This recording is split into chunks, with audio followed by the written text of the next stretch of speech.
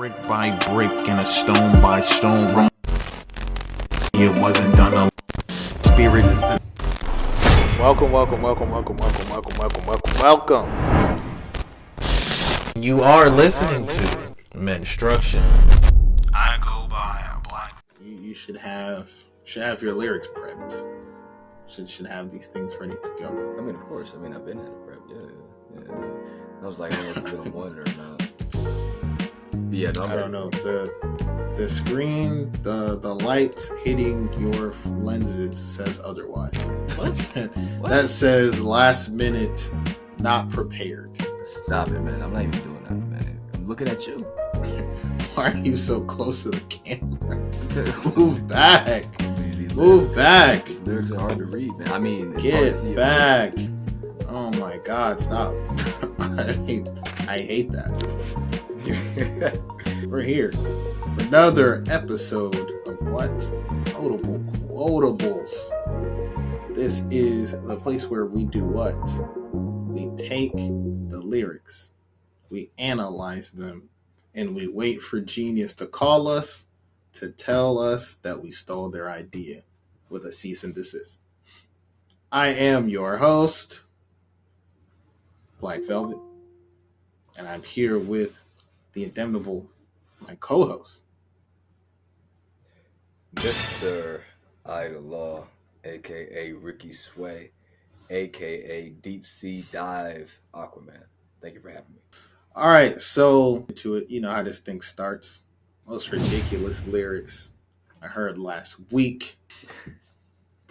Yes, and this week I was allowed to bring my own lyrics that we consider ridiculous, right? Yeah, sure. It's your turn this week. Okay, so I wanted to keep it present and modern with this one. I know we looked at J. Cole and some Ari Lennox, but I wanted to move over into the OVO camp with the obvious reference, Mr. Aubrey Graham. We've heard a lot of interesting things from Mr. Graham, but honestly, the last beef between him and Mr. K. Dot brought up a line that I personally ignored, and I'm surprised that I did. And that was, I mean, that seems indicative of Aubrey's whole career, though, if we're going to be honest. I mean, this man has been sliding in suspect, villainous lines for his whole career. So, you know, I personally feel people who think that this is a new phenomenon or who are just now becoming enlightened, I think they chose to gloss over it. Like the super fans, I think they willingly chose to gloss over it. But this has been his whole career. and you know, you gotta give him some credit. He's had some very notable quotables, but that's not what we're here for today. We're here for the worst of the worst, and unsurprisingly, this was relatively easy to find. From For All the Dogs, released as a lead single, Slime You Out. Do you recall this song? I'm gonna be 100% honest. I heard some of the feedback about it, and I didn't listen to it because I was wholeheartedly uninterested in the album, so I didn't listen. And then I heard it was called Slime You Out, and I was automatically disgusted. So I was like, you can keep that. I don't even want to know what that song's about. I don't want to know what it sounds like. Then I heard SZA was on it. I was like, yeah, this track's going to be disgusting. So y'all got it. That's funny. Admittedly, I wasn't too much of a fan of the song when it first released. But apparently they were talking about Nickelodeon slime because they originally had Halle Berry on the cover with slime, green Nickelodeon slime on her face. So, you know, it was a mix, like I said, mixed results. Unimportant, though. The line is, I believe it is the opening verse, yes. Drake says, "You got my mind in a terrible place, whipped and chained you like American slaves." You got my mind in a terrible place, whipped and chained you like American slaves. Stand out, isn't it? Wow, you know, I think I've seen I've seen that criticized somewhere before too. I think, Yeah. So first thing that comes to mind about that, it just is a constant reminder, as Aubrey never fails to do, that he's not American. It's a constant reminder. Like no matter how much he tries to assimilate himself into American culture, especially American black culture, um, it just doesn't work. It just he's not, because a true black American would never in their fucking lives, never. So it's just he'll never make it. He'll never, because his social awareness just isn't there. Yeah, and I agree. Honestly, I think Kendrick really brought that to light with the reminder that Drake is from Canada, and so most likely, if not all the way true, he would have limited understanding about not only the black man but African American men women intersectional suffering that has happened on this border, on this side of Yeah, the state. You know what I mean? yeah, yeah. And also, honestly, and I hate to say it for whoever's left in his fan base that is female, but like as a black woman, if you're still riding for and or with Aubrey, this is also an L for you, quite honestly. If that's where if you feel like that works for you and that's just something you're gonna accept, that's also very sad. It's very sad, because like, damn, what are you saying about yourself? That's how you know it's really about the clout. It has nothing to do with your self respect. Because what the fuck are you doing?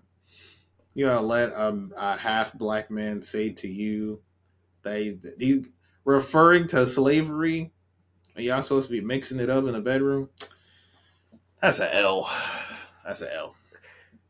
Have you heard worse? Yeah, but not in hip hop, What? and not specifically for something that's supposed to be for baby making music. Nah, What?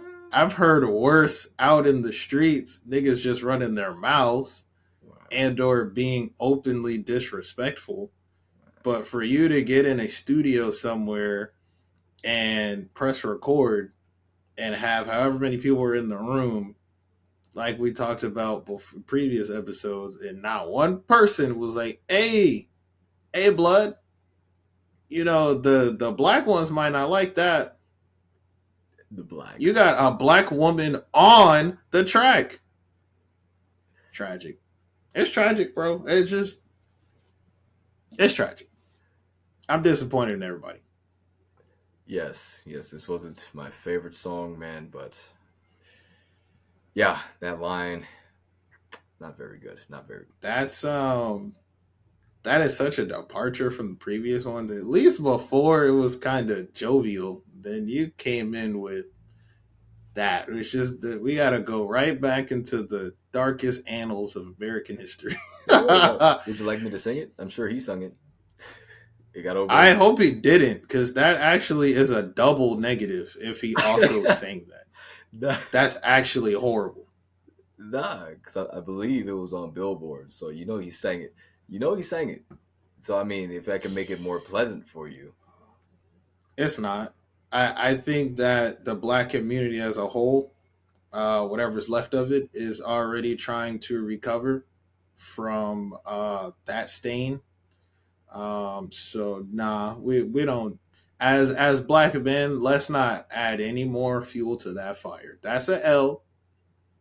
Take that, no Diddy, and move along. all right. Other thoughts aside, yes, all right. Well, thank you for allowing me to share. I'll be sure to find something worse in the next 2 weeks. Hey, all right. So from the ridiculous to the talented, we go from analyzing and breaking down those in the industry to analyzing ourselves. Because we too are artists, MCs, even. We have released a myriad of things. We've probably also put out some things, said some lines that were questionable in quality and or character. To make sure that we keep in our credibility established, we're here to do this to ourselves. So today, my friend, what is on the chopping block? A classic. It is a classic. It's from the Hipknowledgist album titled Taste Test, and it is the outro track Ooh-wee. titled Writer's Block. Now, before we get into it, if you weren't already, I think the people should know a bit more information as to why you titled the Mm. outro Writer's Block. I did write Writer's Block. It was the closing track on our EP from what year was that? 2020.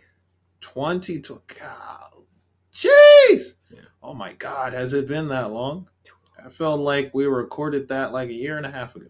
Mm-hmm. Okay, so yeah, that was the outro, and it's called Writer's Block because that's what I fucking had when I was trying to get it done. Candid. Because backstory, we had made an agreement as we were making this project that one of us was going to do the outro and one of us was going to do the intro.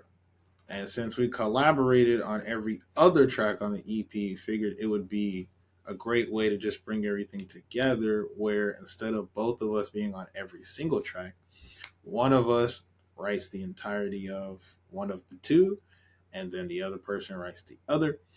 I don't remember how we decided who did the intro, who did the outro, but that's how it came down. So I knew my responsibility the whole time we were working on that project. And I was suffering because I knew as we were getting more tracks done that I was not coming closer to completing that outro. So let me interrupt you quickly as well. Just another fun fact point that I recall in this moment in time is we picked the production for both of our intros and outros. You picked mine, I picked yours. Yes, right. Just to keep it completely wholesale, right? That was, yeah, we did pick each other's productions as well. Yes, but I had writer's block, and then it finally came down to it, and I had to write it. I had to get it done because I think the rest of the project was basically done at that point, and we're just waiting for me to complete the outro so we could package it up and get it out. I'm racking my brain, and I was stuck.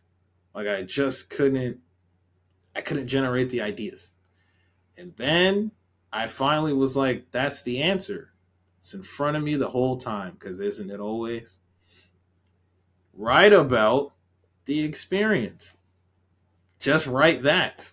Writer's block. That's it. So many layers, I just don't get it. Nah, never. Beautiful. Well, why don't we break down this incredible work of art and writer's block? Yeah, I'm interrupting. Give me a second. I wouldn't have to if you just did you subscribe yet? I'm sorry I'm being rude. How's your day? Did you subscribe yet? Great. Are you following on your favorite streaming platform? Ah, I see. Okay. Did you know there's it's a Patreon where you get, the exclusive stuff, the tracks, the rest of the notable quotable episodes. Oh, you just know everything, huh? Okay, okay. Get back to it then. Man, let's do it, man. We teed it up. Let's see if it holds up 4 years later. Oh, man, I'm sure it does. 4 years later is insane. We was going through a lot 4 years ago. And so this is a sign of the time. Still going through a lot now. Okay. Oh, man. Send prayers his way. All right, so for this verse 1, diving in, I could yell and scream and belch out the best song that I ever did. Would not make a difference because I beat myself up so much, I'd still say, the hell with it. And would you believe that I was stuck on that line? like I was confessing my love to that nine who obsesses with flipping digits like her alarm time. Let's stop right there for a minute. Ooh wee. So I could yell and scream and belt out the best song that I ever did. So within Mm, that is the acknowledgement that I have this task in front of me and I know what I'm capable of doing. mm-hmm. But where I'm at right now, I'd still say the hell with it, even if I Yeah. didn't reach those heights that I'm used to reaching. Yep. Does that sound about right? I mean, that's what I said. Yeah, That's what but I said. man, It's like like you read it off the back of my skull. who'd have known? And would you believe that I was stuck on that line, stuck on the previous, like he was confessing his love to that nine who obsessed with flipping digits like her alarm time. Now, there's something there. I think we get the first metaphorical flair of. Let's take a closer look at that.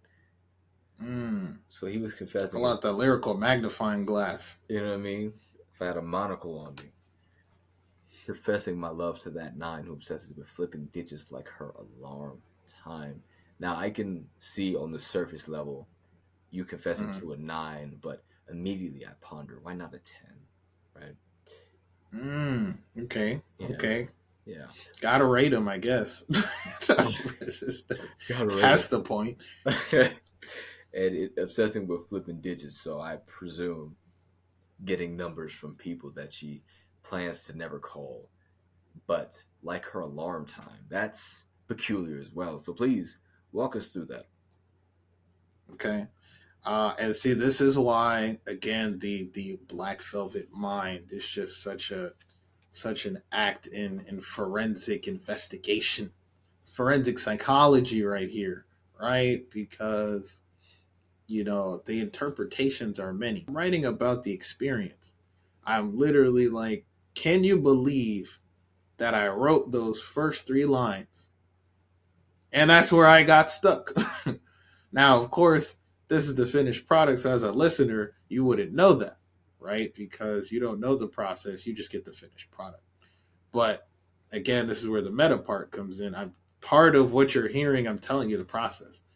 I start off by telling you what's going through my mind. I'm like, I know that I could do all these things and probably grind it out and make the best song that I ever did. But in my heart, I can't get it done because I'm conflicted. Because I feel like I know I'm still not going to be good enough. So then I'm breaking down the process. I got stuck on that line. Like I was confessing my love to a nine. So then, that's my love of wordplay. So I was stuck on that literal line. But then I'm also saying I was stuck on that line as if I was talking to a baddie, right? So I'm trying to figure out what am I going to say, right? Because niggas don't want to be corny. So you get stuck on your line. Like, what am I going to say to the nine? And now I'm switching perspectives, right? Which again is one of the things I love to do in my music as we will explore. Now I'm switching to the female's perspective. The nine who obsesses with flipping digits like her alarm time. So I'm saying, and this is where, remember we talked about previous episodes, how I do themes and schemas. So I do my setup and I usually carry it for 3, 4, maybe 6 lines if I'm feeling frisky. So this is me actually setting up, which we're going to get to in a second, the schema that I'm going for with numbers. So flipping digits. So I said she's a nine, but she thinks she's a six, right? Because if you flip nine upside down, it's a six. Uh, So that's what I'm saying. She obsesses with flipping digits like her alarm time. And then the alarm time part is a reference to waking up, right? Because that's again bringing your mind to consciousness, which is breaking through writer's block, but it's also waking up. So, when you look at sometimes when you wake up, you look at an alarm clock for those that still use them, it's flipped, right? So the numbers are quite literally flipped. I'm so glad we asked. I'm so glad we asked. And I want to move forward to the next line, but immediately I also think, just as another writer as well, I think it would have been dope, me adding my flair to it, if he was like, Yeah.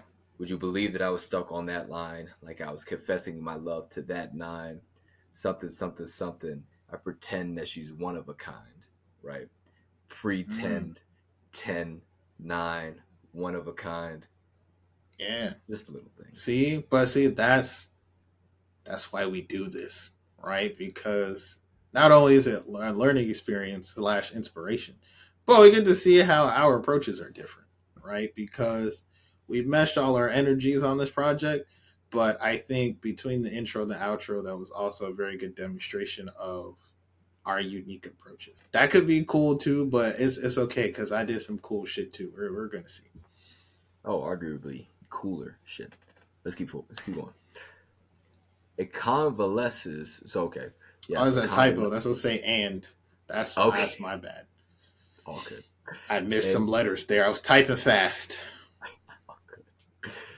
And let me know if I'm starting at the top of the bar. I can't really hear the beat as we talk.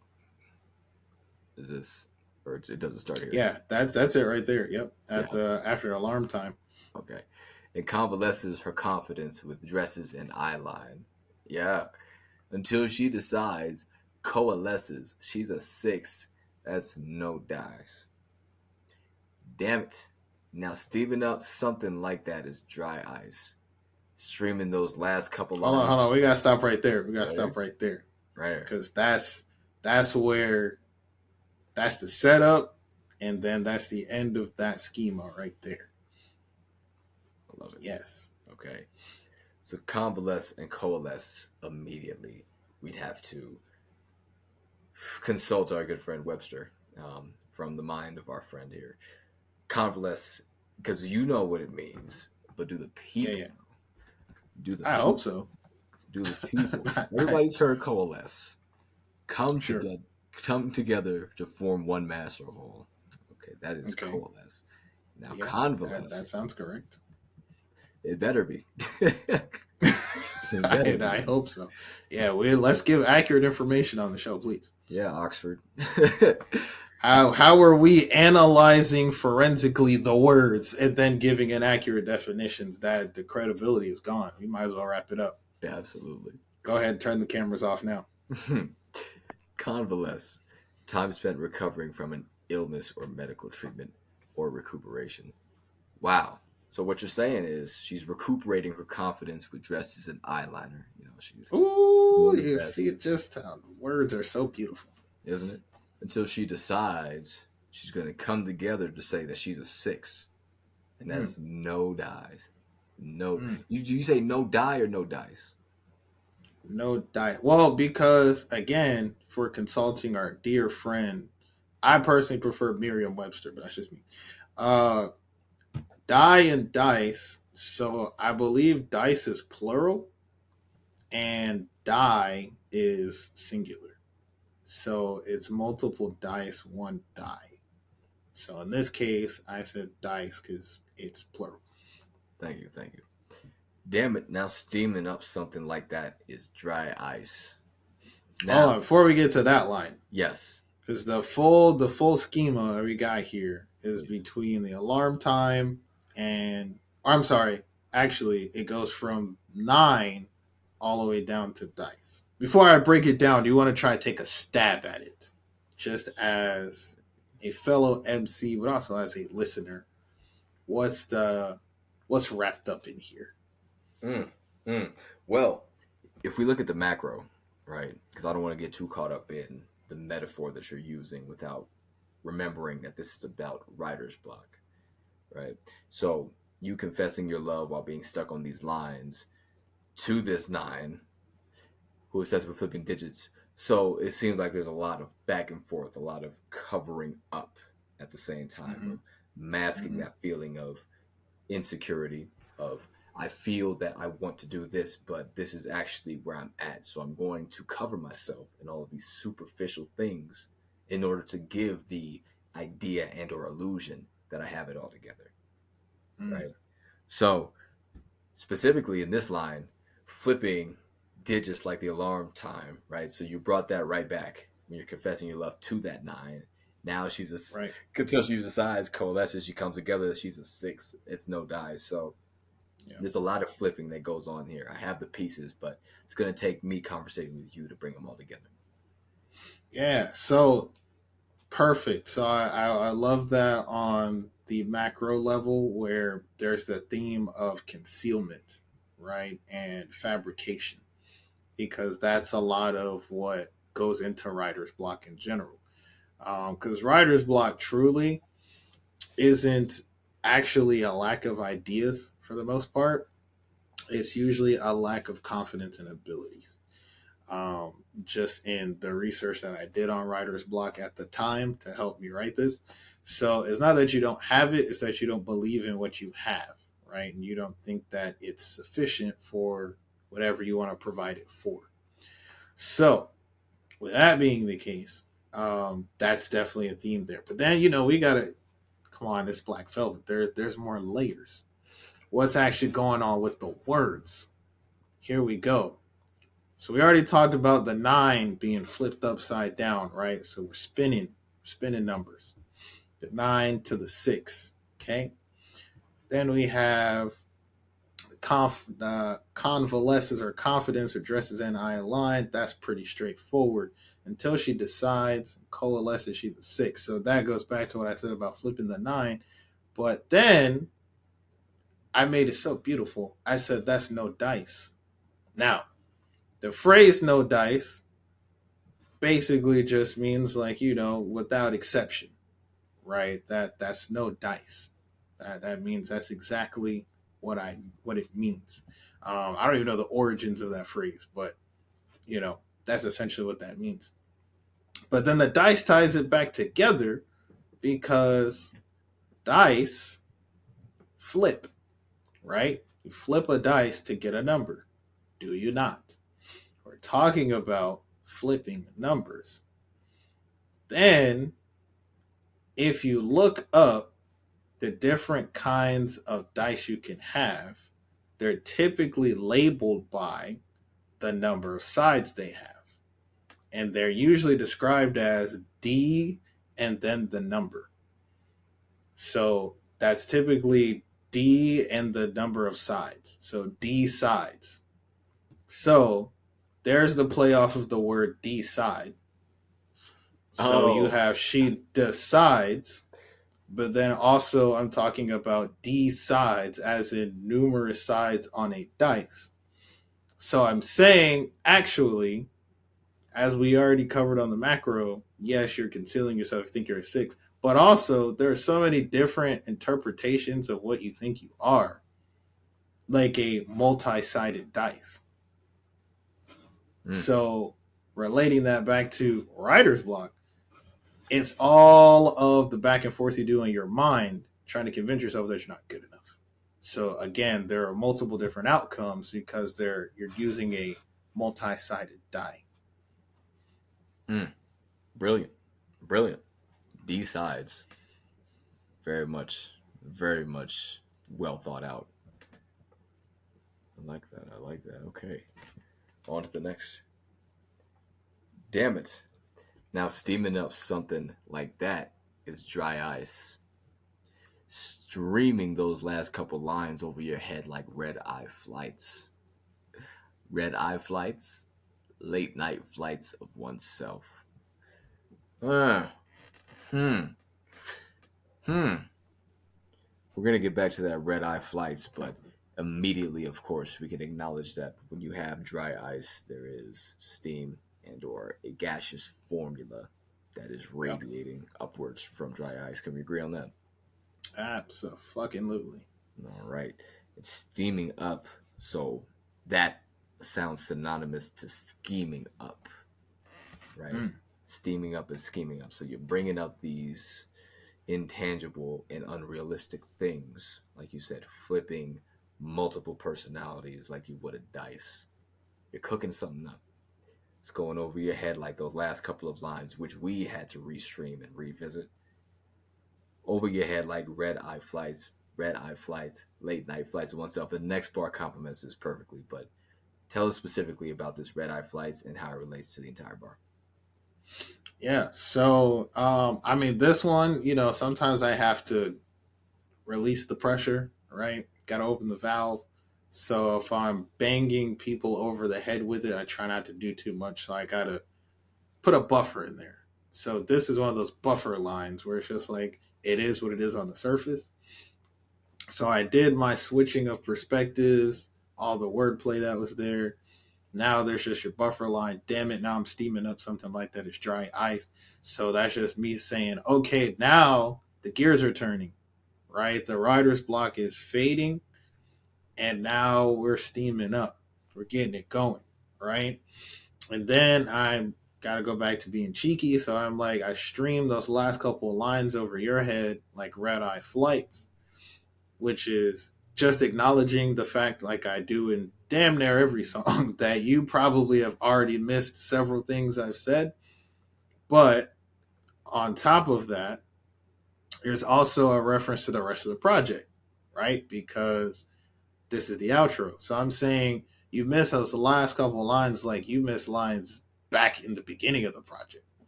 I've been streaming because again, you're listening on a streaming platform. So I've been streaming these lines over your head the whole time.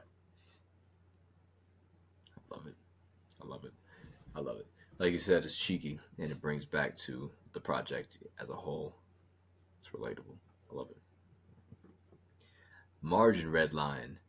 Red eyes now. They're Wait, hold bloodshot. on, hold on, hold on, hold on. Let's Pause. start. We gotta start from the red eye line because all this now going down goes together. Certainly. Certainly. Yeah. Yeah. Let's run it back. Red eye flights. Late night flights of oneself. Margin red line. Red eyes now. They're bloodshot. I can't stop. Just plugged it in. Now the iron's hot. Anti drugs. The pen. Remedy to jot. There's a lot in here. There's a lot to think about in here. Late night fights of oneself, margin red line, red eyes now, they're bloodshot. So I mean a lot of red, but a lot of passion, emotion, a lot of energy within that red. Even if you're not seeing or hearing the red, you can see that in your mind's eye, like with the iron. Anti drugs the pen, remedy to jot. We'll get back to that as well, but tell us more about this bar. Oh, so again, on the surface level, you properly explain all the red, right? You're seeing red. So it's playing off of red eye flights, which are super early morning flights. They're Oh, called that because usually, because of how early they are, people would have bloodshot eyes. So they termed them red eye flights. So that's why there's the two interpretations of red eye. I'm saying red eye flights, like these lines are going over your head, literally like red eye flights. You're sleeping, right? Red eye flights are in the air. You're not aware. But then I'm also saying red eye flights, as in I have red eyes as I'm streaming this line of consciousness because it's really early or really late, depending on how you want to look at it, when I'm writing this. So then it goes red eye flights, late night fights of oneself.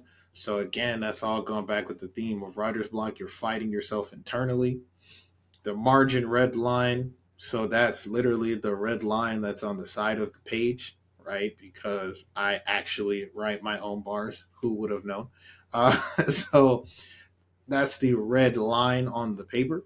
mm, Margin red line, red eyes now. So I'm saying I've been trying to get this written for so long. I've been staring at this margin on this paper. My eyes are bloodshot, but I'm getting it going now. So then that goes into the rest of it. I can't stop. I just plugged it in. Now the iron's hot. So that's again playing off the red, like a red hot iron. So it's coming forth. It's coming out. mm, mm. I love it. I love that. And I especially love the margin red line. I didn't know that. I didn't get that off upon a first listen or a first read. That on note paper, it has the red and blue crosshatches, and it just works. Nice. This is why we do what we do, ladies and gentlemen. You can't Hmm. just listen to this upon a first try and think you're going to get everything. Yeah, it's also about establishing credibility. Who are we to criticize if we can't demonstrate that we have the skill and ability? Yes, and This is for the credibility. You be the judge. on the other end of that too, In the future, I'm sure we will pick out each of our respective, not very good, very cringe lines. Oh yeah, I'm fully prepared to tear my shit apart. Oh. 100%. Absolutely, absolutely. So, as am I. Soothing like aloe, vitiligo flow. I like this one. Page covered with black and white spots. An obstacle is now a stepping stone. That's how you overcome that writer's block. So, just going back to my recent listen, when I heard the vitiligo flow, I honestly leaned forward in my chair. I was like, "Where's it gonna go with this? Where's it gonna go with this? Let's pay attention now." Page covered with black and white spots. So if you imagine again back to that notepad where the margin is, you got majority white on Yep. that page, with the black, presuming black velvet writes with a black pen, wouldn't be too far from the truth.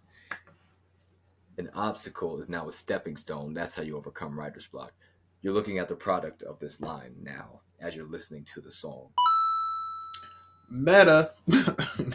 Anything that you would like to say about that, man? Because that vitiligo flow was very good, man. It doesn't matter what you're saying, you're still putting something down. And that's how you defeated your writer's block. So what I like about this verse, especially, is not just the effort that it took to get it done, and also the approach I had to take, but also just tonally how it comes together. Because when it comes to the end, it feels like relief, which is how it was supposed to feel. Because again, there was all that back and forth flipping juxtaposition earlier in the verse because it was supposed to replicate the feeling of fighting yourself internally, because that's what it was. Then you get to the end, and it's like it almost feels like an exhale. Hmm. Because as when the flow picks up from red eye flights, late night fights of oneself, it starts to the flow's kind of choppy, right? So it's like it almost feels like there's a stop start quality to it, Hmm. and it's sporadic. It's like, okay, we're going and we're stopping, we're going, we're starting. I mean, we're going and we're stopping. So then when you finally get to that last part with the soothing like a low vitiligo flow, not only does the actual flow pattern change in the verse, but let's go back to imagery, one of my favorite literary devices.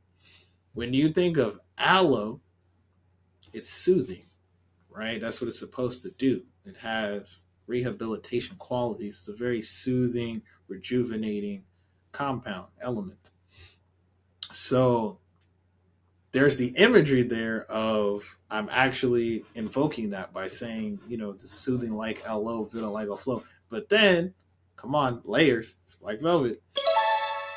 From a sound perspective, listen to how that sounds. I'm using soothing word sounds, letter sounds.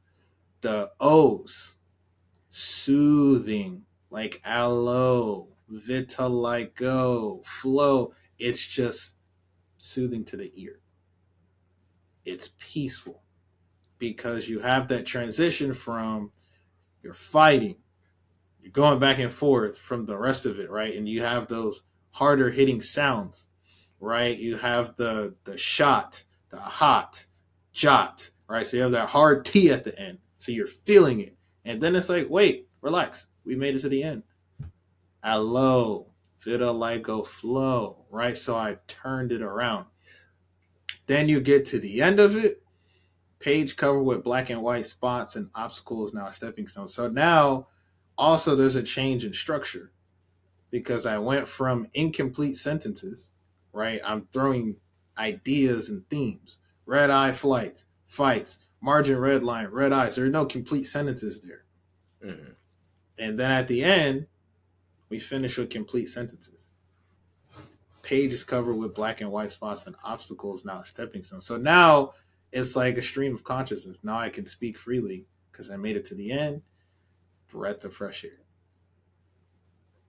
That's how you write a verse. Bag it and tag it. Send it home. Yeah. Immediately when you was thinking that you didn't know how this was going to get done or when it got done, but you took your time on it and you turned your obstacle into a stepping stone. But we're not done yet, of course.